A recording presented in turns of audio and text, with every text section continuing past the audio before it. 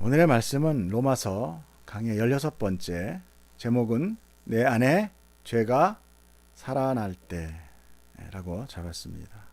특별히 오늘 말씀은요, 로마서 7장 1절부터 6절까지 우리가 말씀을 봉독했지만 사실 내용은 7장 전체를 다룰 것입니다. 우리 잠깐 기도하겠습니다.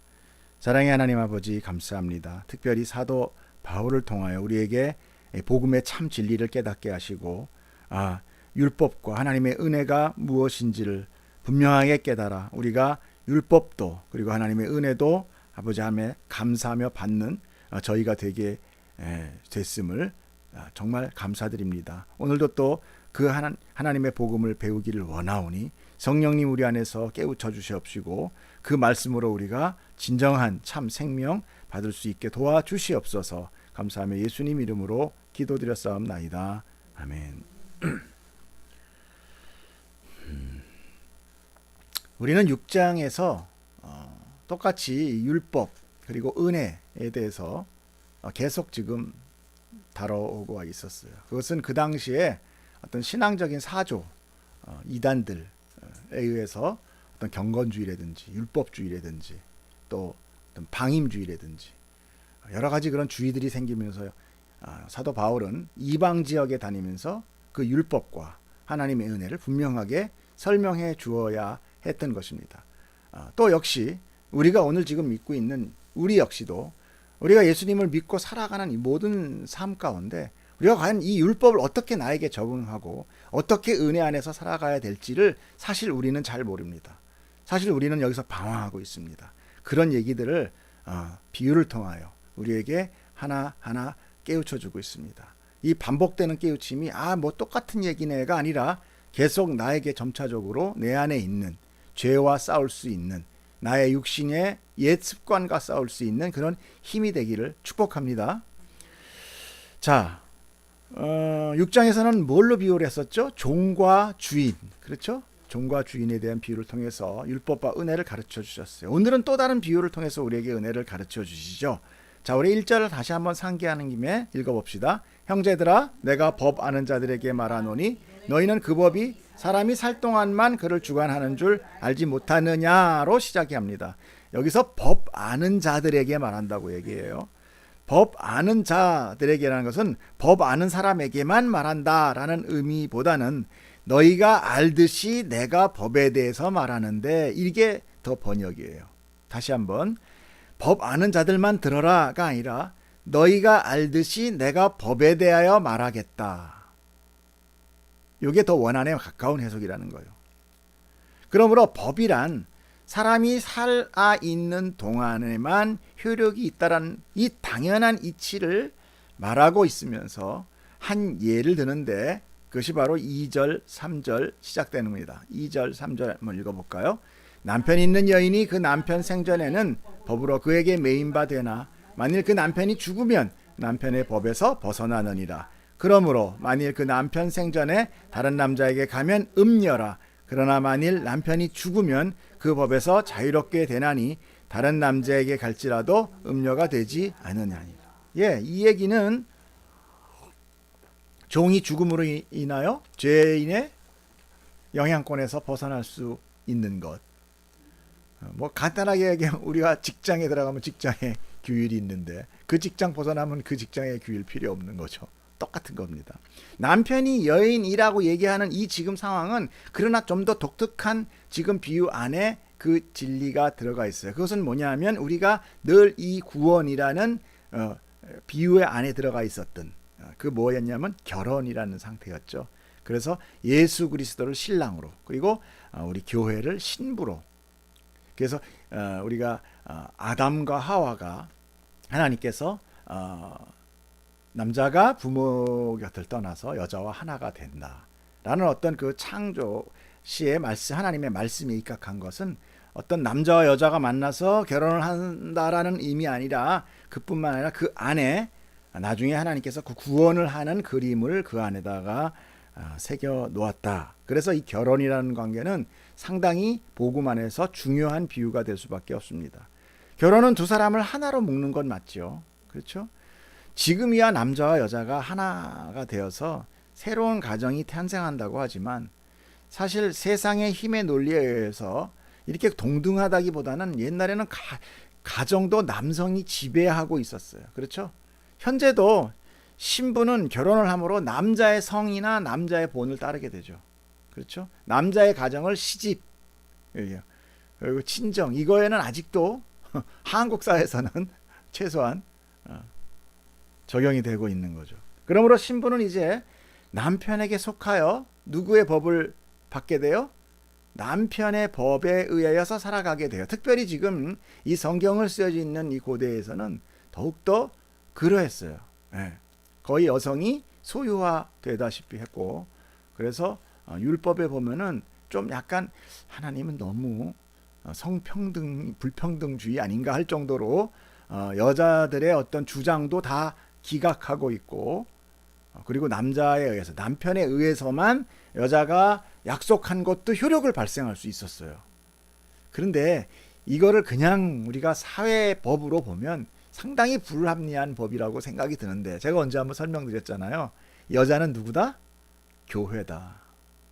그러므로 교회가 하나님께 내가 이거 할게요, 저거 할게요, 수많은 하나님과의 언약을 맺죠. 나 착하게 살 거예요, 나 이거 안 할 거예요, 나 선교사 갈 거예요. 뭐 그 외에 수많은 실수도 하죠. 그것을 하나님께서는 카운트한다 안 한다? 안 하신다라는 의미가 안에 숨어 있어요. 누구에 의해서만 카운트한다? 남편인 예수 그리스도. 그래서 모든 결과의 책임을 누구한테 물어요?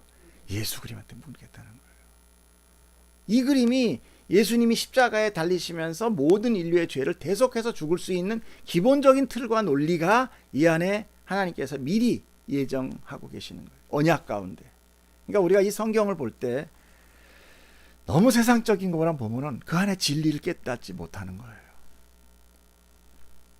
그러므로 봐서는 참 이스라엘 백성은 그것도 모르고 무조건 율법만 지켰으니까, 좀 어떻게 한편 보면 불쌍하기도 하고, 한편 보면은 또 하나님의 은혜와 성령님의 깨우침 없으면 인간은 스스로 깨달을 수 없다라는 것을 하나님께서는 증명하고 있는 거나 같죠.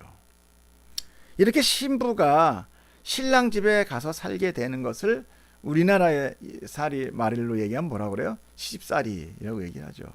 그런데 그 시집살이에서 늘 우리가 이게 예전부터도 무슨 이렇게 동화나 이런 거를 이렇게 통해서 전해 내려오는 얘기해 보면 항상 그 무서운 시어머니, 시집살이 이런 것들이 나와서 핍박받는 며느리 이런 게 나오죠. 그런데 이 시어머니 시집살이보다 이 100배는 더 무섭다는 시집살이가 있습니다. 그게 바로 남편 시집살이에요. 저희 부모님은 신앙민이에요. 그래서 저희 어머님은 특별히 시집살이를 하지 않으셨습니다. 피난하셨거든요. 그런데 그 시집살이보다 더 힘든 남편 시집살이를 아주 평생 똑똑히 하신 분이셨어요. 제가 오늘 본문의 남편의 법에 대해서 설명하려니까 이 비유를 좀 하지 않을 수 없는데, 가만히 여태까지 제가 들어본 중에 어떤 목사님이 설교 중에 이 비유를 했는데 너무 좋았어요. 이거 굳이 이 비유를 제가 또 다른 걸 만들어서 하기보다는 제가 이미 감동받은 바로 하나님의 진리의 말씀을 전하기 위한 도구로 제가 빌려서 쓰니까 비록 허가를 받지는 않았지만 양해해 주리라고 믿습니다. 한번 제가 그거를 통해서 여러분에게 말씀해 보려고 합니다. 어떤 자매가 결혼 정년기가 돼서 있었어요. 자매는 신앙이 좋았습니다. 근데 어떤 한 형제를 보게 됐죠. 그 형제는 아주 멋있는 형제였어요. 그래서 매너 있고 인물 좋고, 주변 사람들에게도 좀 많이 저 신랑감 되면 좋겠다, 많은 자매들이 좀 이렇게 뭐라 그러죠? 썸을 타고 싶어하는 그런 형제였어요. 근데 여러분, 이 외모로 판단하는 거 아주 무섭습니다. 이 매너가 밥을 절대 안 먹여주지요.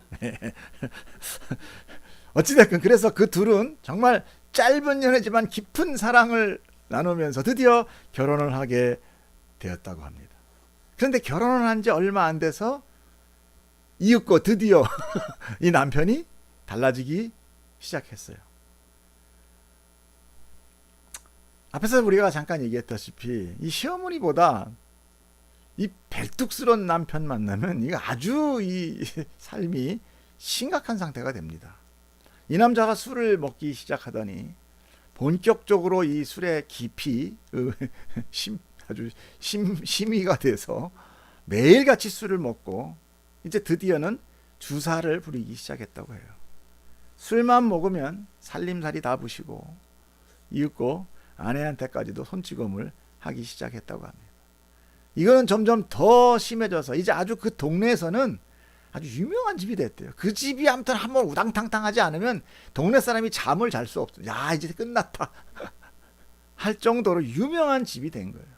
이 남편의 술주정은, 알코올 중독은 아주 심해돼서 나중에 결국은 뭐 길거리에서까지도 자기 아내를 막 이렇게 폭력을 행사하는 그런 아주 심각한 상황이 돼버린 거예요. 그 자매는 정말 지옥 같은 삶을 정말 근근히 정말 신앙 하나로 붙들고 살아갈 수밖에 없었어요. 그럼에도 불구하고 그 자매가 정말 열심히 살려고 노력을 하며 주변 이웃에게도 많은 칭찬을 받았다고 그래요. 그런데 이런 기구한 삶 가운데서도 꼭 뭐가 생겨요? 자녀가 생깁니다. 아이가. 그래서 아이까지 기르면서 이 자매는 정말 죽음과 같은 삶을 살게 된 거예요. 그런데 그 힘은 뭐겠습니까? 그 자매의 신앙이었겠죠.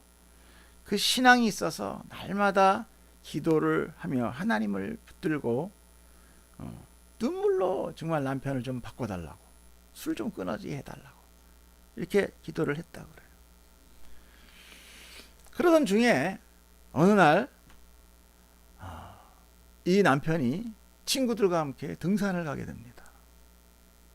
근데 참 불행인지 다행인지 등산 중에 실족해서 이 남편이 추락사해서 죽어버렸어요. 우리 목사님, 그때 전해주신 목사님은 이런 얘기를 했습니다. 기도의 응답일 거다. 그러나 기도의 응답이라고 얘기하기는 또 좀 너무 그렇네요. 이렇게 했는데 저 역시 마찬가지.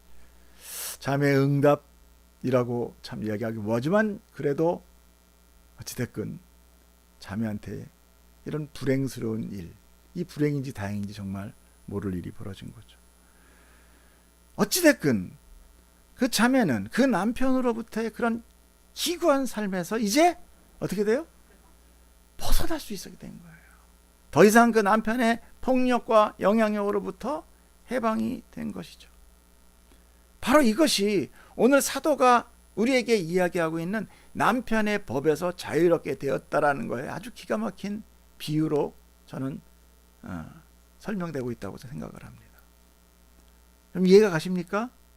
자, 4절을 그래서 한번 봅시다. 우리가 또 본문에서 자꾸 부러지면 안 되니까. 자, 그러므로 내 형제들아 너희도 그리스도의 몸으로 말미암아 율법에 대하여 죽음을 당하였으니 이는 다른 이 곧 죽은 자 가운데서 살아나신 이에게 가서 우리가 하나님을 위하여 열매를 맺게 하려 함이라. 우리가 육신에 있을 때에는 율법으로 말미암아 죄의 정욕이 우리 지체 중에 역사하여 우리로 사망을 위하여 열매를 맺게 하였더니 이제는 우리가 얽매였던 것에 대하여 죽었으므로 율법에서 벗어났으니 이러므로 우리가 영의 새로운 것으로 섬길 것이요 율법의 조문에 묵은 것으로 아니할지니라.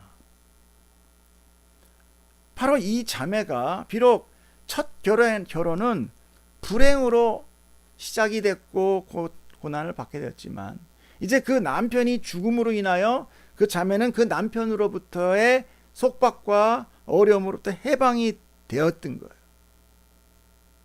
그리고 여기서 오늘 본문에서 나왔다시피 이제 이 자매는 새로운 짝을 만나게 됩니다. 이 새로운 짝을 만나는 것은 분명히 아까 얘기했죠? 뭐라고 그랬죠?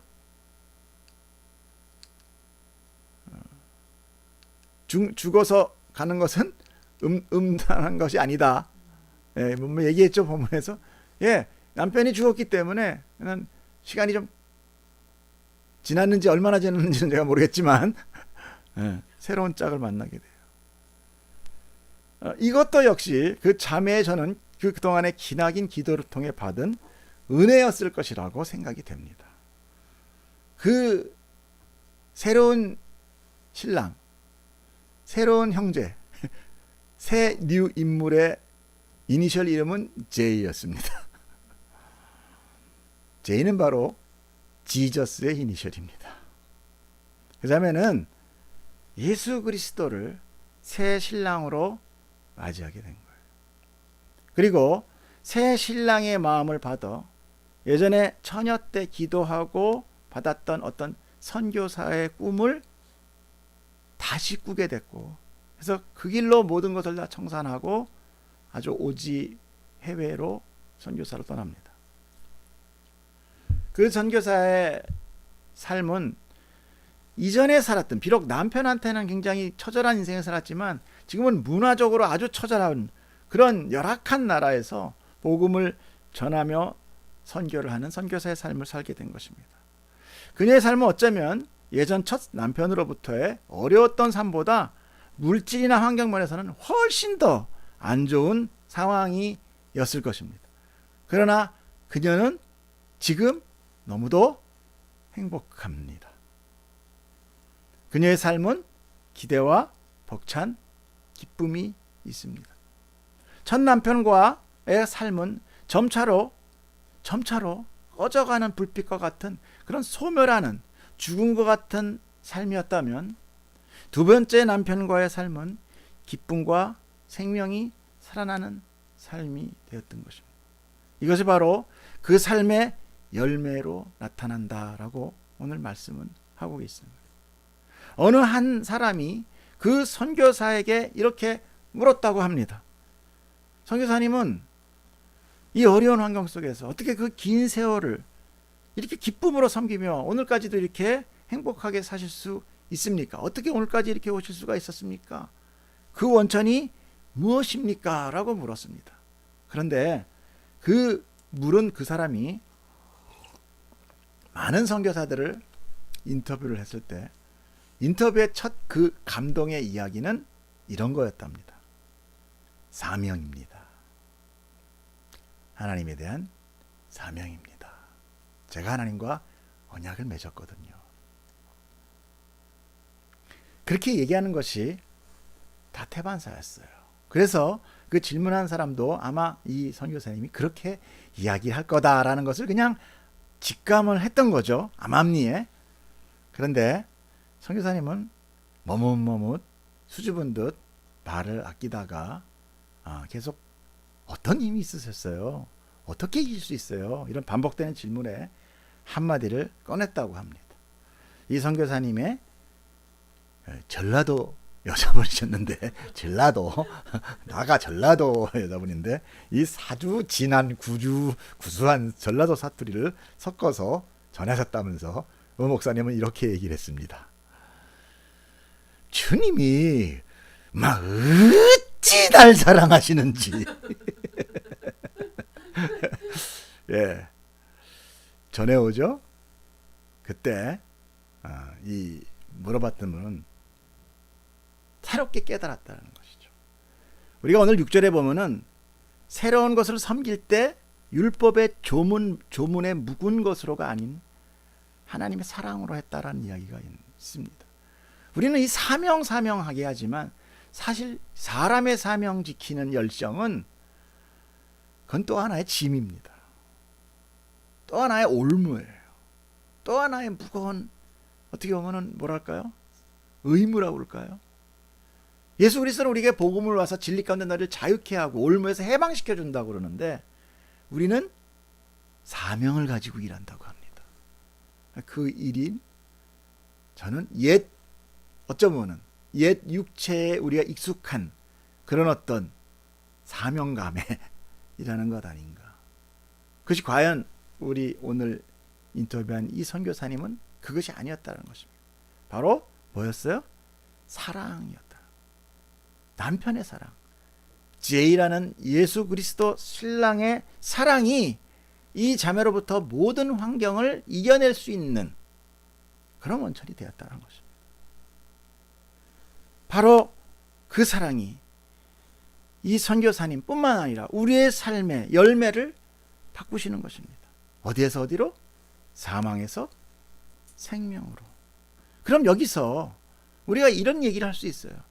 야, 율법에 비유된 첫 남편은 그 자매에게 뭐를 제공했어요? 불행과 사망을 제공했지 않습니까? 그렇다면 비유를 그렇게 남편으로 폭력해야 하는 남편으로 전했으니까 그럼 율법도 죄냐? 율법도 악한 것인가? 율법도 불행인가? 라는 질문을 할 수 있을까요? 없을까요? 있어요. 그 얘기가 바로 7절입니다. 읽어보세요. 시작. 그런즉 우리가 무슨 말을 하기에 율법이 죄냐? 그럴 수 없느니라. 율법으로 말미암지 않고는 내가 죄를 알지 못하였으니 곧 율법이 탐내지 말라 하지 아니하였더라면 내가 탐심을 알지 못하였으리라. 아멘. 율법이 죄냐라는 질문 속에 결코 죄가 될 수 없다는 반문적인 이야기가 되고 있습니다. 그렇습니다. 법은 비록 죄를 드러나게는 하고 있지만 그렇다고 법이 죄를 종용하는 것도 아니고 죄를 짓게 하는 것도 아니라는 것이에요. 그런데 다시 우리가 본문 8절로 돌아가서 본문으로 하겠습니다. 그런데 시작. 그러나 죄가 기회를 타서 계명으로 말미암아 내 속에서 온갖 탐심을 이루었나니 이는 율법이 없으면 죄가 죽은 것임이라. 전에 율법을 깨닫지 못할 때에는 내가 살았더니 계명이 이름에 죄는 살아나고 나는 죽었도다. 생명에 이르게 할 그 계명이 내게 대하여 도리어 사망에 이르게 하는 것이 되었도다. 죄가 기회를 타서 계명으로 말미암아 나를 속이고 그것으로 나를 죽였느니라. 아멘. 이 얘기가 뭡니까? 이 계명, 즉 율법을 통해서 내가 이제 죄를 깨달았단 말입니다. 아, 이게 죄였네? 라고 깨닫는 순간 내 안에서 뭐가 살아나요? 내 안에 죄가 살아나더라는 거죠.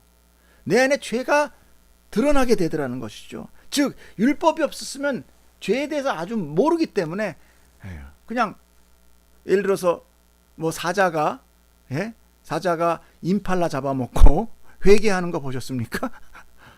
사자는 그저 본능적으로 잡아먹는 거죠. 죽이는 거죠. 그러나 인간은 그렇지 않죠. 동물이 아닙니다. 살인을 하면 그것이 죄라는 것이 분명하게 하나님께서는 명명하고 있다라는 것입니다.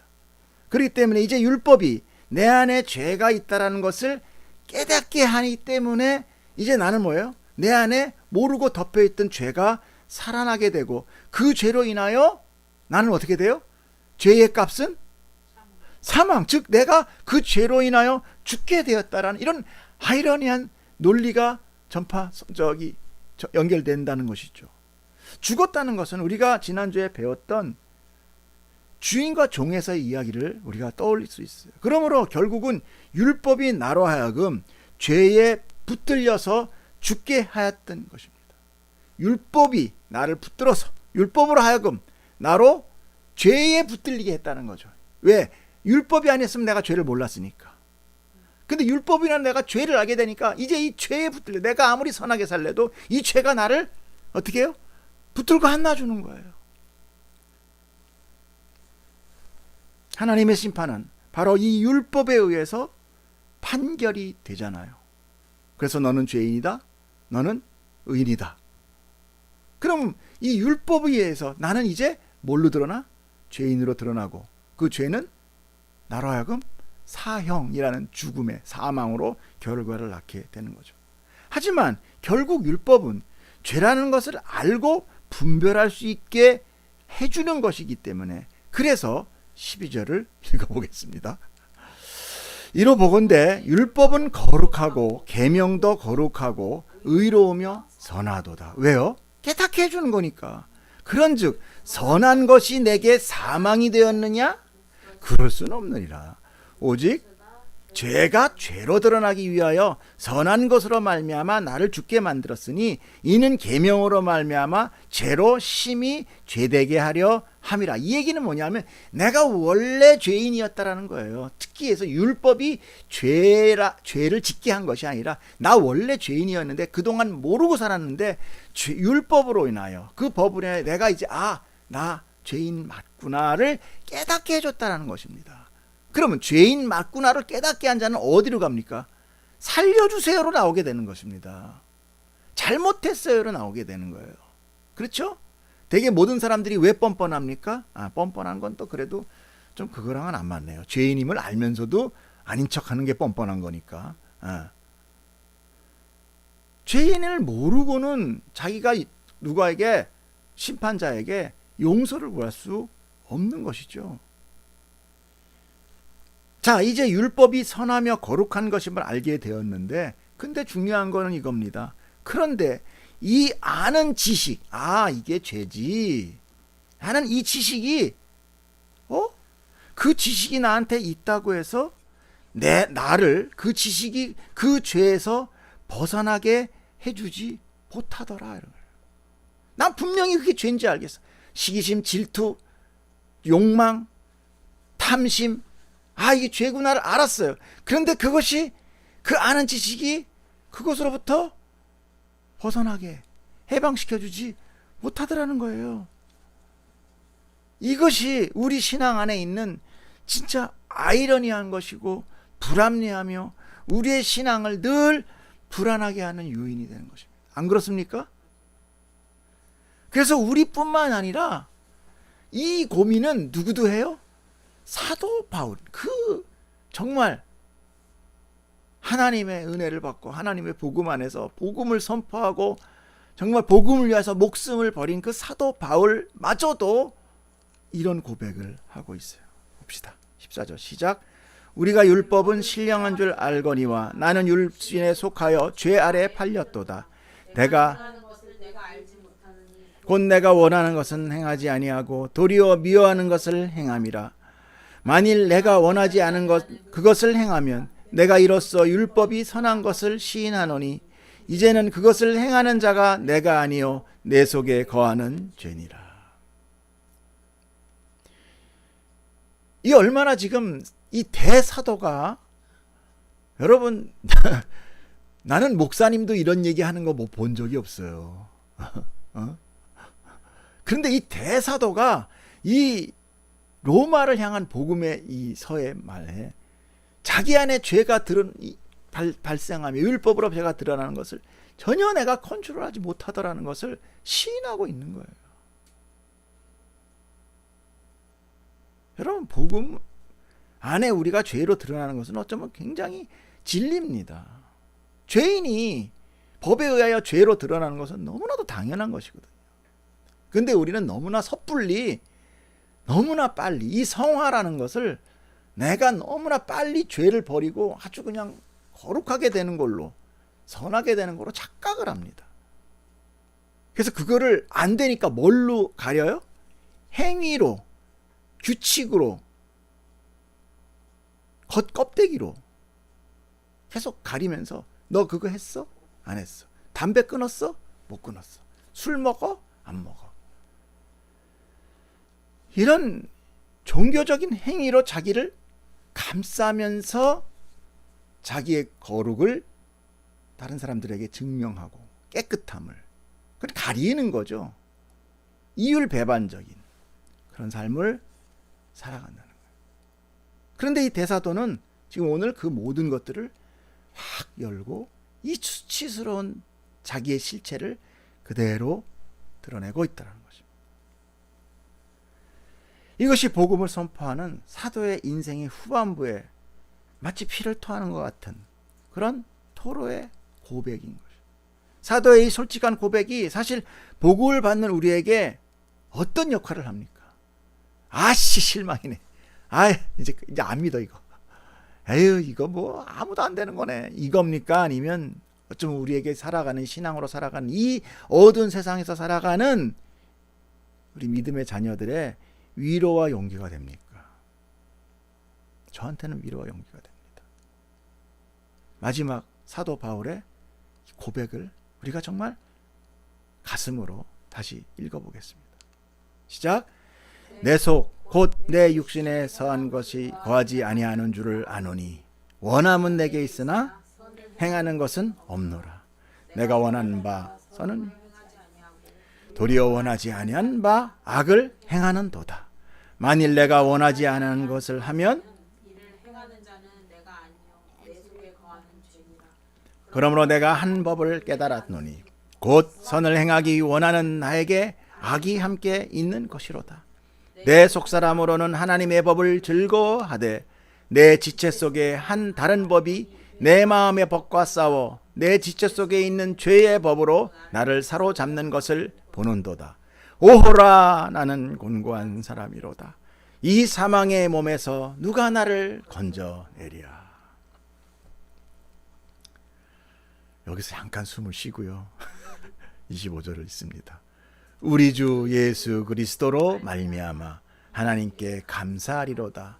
그런즉 내 자신이 마음으로는 하나님의 법을, 육신으로는 죄의 법을 섬기노라.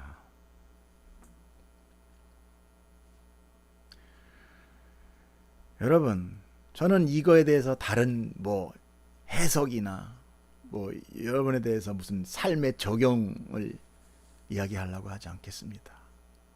저도 똑같은데 무슨 적용을 해서 너희는 이렇게 살아라, 너희는 저렇게 살아라 할 수 있습니까? 이 대사도가 이런 고백을 했다면 우리는 최소한 그보다는 더 심각한 상태라고 저는 믿어 의심치 않습니다. 여러분, 오늘 나는 어떤 신랑에 속한 자이며 내 안에 어떤 자유함과 기쁨이 있습니까? 나는 어떤 예수 그리스도의 사랑을 받고 있으며 그 사랑을 나는 얼마나 깨닫고 있습니까? 사실 내가 진리를 깨달아 아는 만큼 내 안의 갈등과 죄의식은 더 커져만 갈 수밖에 없다라는 것을 여러분 명심하셔야 되는 것입니다. 그런데 그때 깨닫는 것은 무엇입니까? 오늘 사도가 뭐라고 합니까? 오호라, 나는 곤고한 사람이로다. 이 얘기가 바로 뭡니까? 아, 나는 절대 불가능하구나.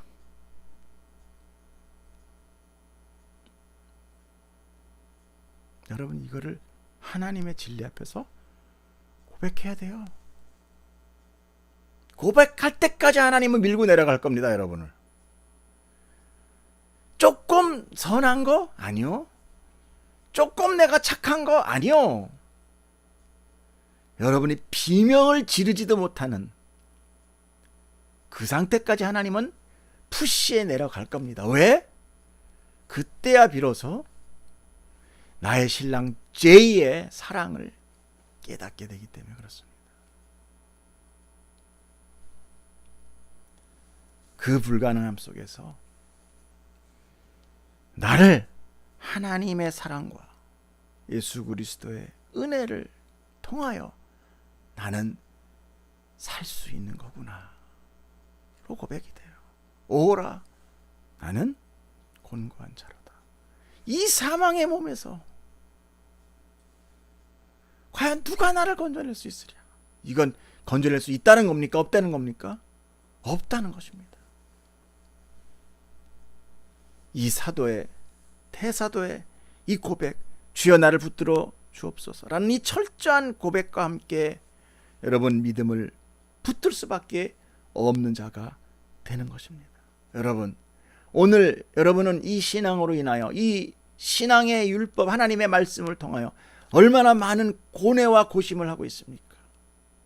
얼마나 많은 갈등과 번뇌를 하며 비명소리를 지르고 있습니까? 바로 그 자리에서 우리는 깨닫게 될 것입니다. 이것이 하나님이 나를 인도하시는 은혜로구나. 할렐루야. 여러분, 오늘 말씀은 여러분을 불가능한 자, 찌질이, 절대 못하는 자, 넌 끝났어, 퇴출, 이 얘기를 하자는 게 아닌 것을 아시죠? 하나님께서 당신의 사랑을 깨닫게 하기 위하여 오늘 그 쓰라린 가슴을, 그 가슴 아픈 마음을 오직 살리기 위해서 최선을 다하고 계신 하나님의 사랑과 예수 그리스도의 은혜를 깨닫는 시간 되기를 축복합니다. 기도하겠습니다.